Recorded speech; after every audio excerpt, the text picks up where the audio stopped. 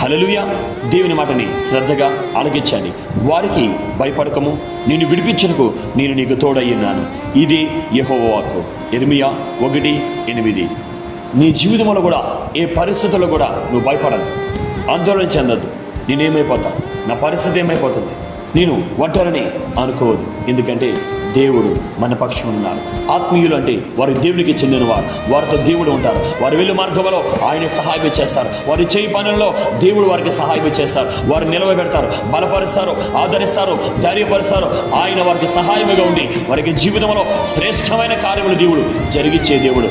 దేవుని బిడ్డలారా, ధైర్యం కలిగిన వారు ఉండండి. బలహీనమైన విశ్వాసము, బలహీనమైన ఆత్మీయ జీవితము, బలహీనమైన క్రియలు కలిగిన వారుగా ఉండకండి. బలవంతుడైన దేవుడితో నడిచేవారుగా, బలవంతుడైన దేవుని ఆరాధించేవారుగా, దేవుని కొరకు నమ్మకమైన సాక్షులుగా మీరు జీవితంలో జీవించండి.